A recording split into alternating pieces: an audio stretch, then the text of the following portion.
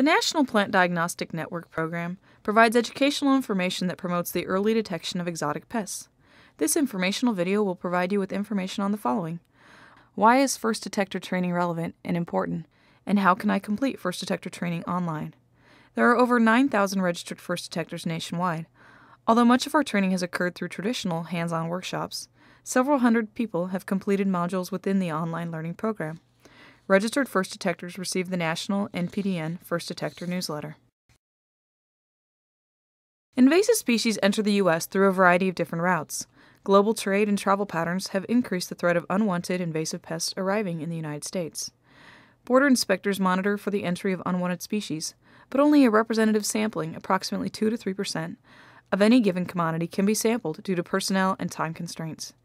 You can help this process by learning to identify invasive species in your home or work environment.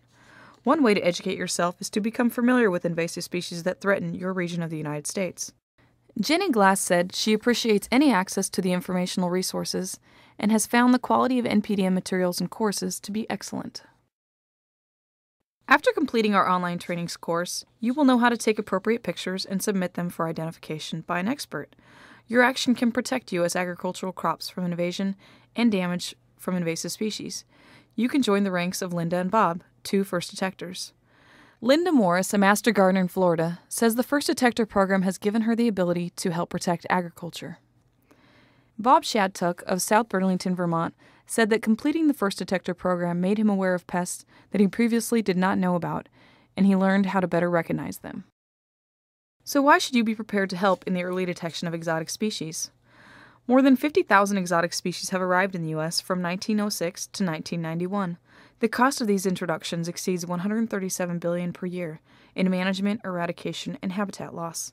This is a tremendous toll on agriculture and home landscapes that can be avoided if we detect invasive species soon after they are introduced into the United States. Completing first detector trainings made Charlotte Brody of Burlington, Vermont, aware of signs on trees for Asian longhorn beetle and emerald ash borer, the locations most at risk, and trees that are more or less at risk. This knowledge can empower you to help prevent the spread of invasive species. Federal and state agricultural pest protection programs are working hard, but the invasion continues. The more eyes on the ground searching, the more likely we are to find pest problems. Homeowners that are concerned about plantings in their yards can provide an important role in detecting invasive species. The Asian citrus psyllid and citrus greening disease were detected in Louisiana by a concerned homeowner who notified her local university, Louisiana State University Ag Center. This triggered extensive survey programs by USDA and management of this pest and disease complex before it became widespread in the state and threatened citrus production. As a result, the Louisiana citrus industry has been protected. If you would like to learn how you can help in early detection of plant diseases and insects, then you may want to spend some time exploring the NPDN e-learning first detector training tools.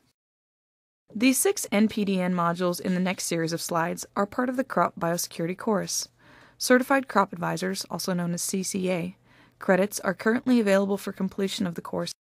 Some of the NPDN modules qualify for continuing education units. After you complete the course, you will receive a certificate of completion that you can print and display. These trainings are free and available to use at your leisure from a computer. These programs have been coordinated by National Plant Diagnostic Network Land-Grant University Diagnostic Labs and Associated Land-Grant University Extension Specialists. The next series of slides will show you the online crop biosecurity course. Quotes from trained first detectors either in the classroom or online will be read with each slide. Jane Murphy, also of Burlington, Vermont, said the First Detector program has fine-tuned and accentuated her awareness. First Detector e-learning modules work best with a high-speed internet connection. Adobe Flash Player must be installed in order to view the modules. Navigation screens are simple and easy to use. Questions and other interactive features are included in the modules.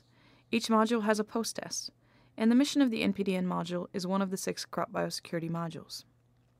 Lynn Fabian, a master gardener from Florida, said the First Detector program raised her awareness of the current diseases and pests that are causing problems in Florida.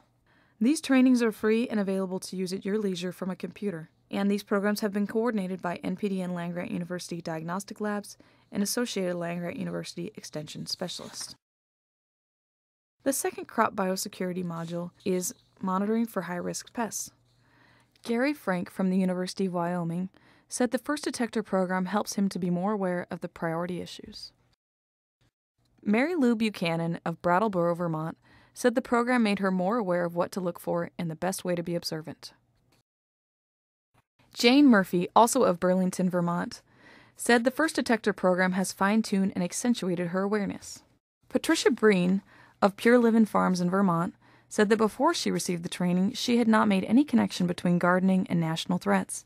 She is now much more aware and informed on the possibilities of our nation's food supply being consumed by a high-risk alien plant.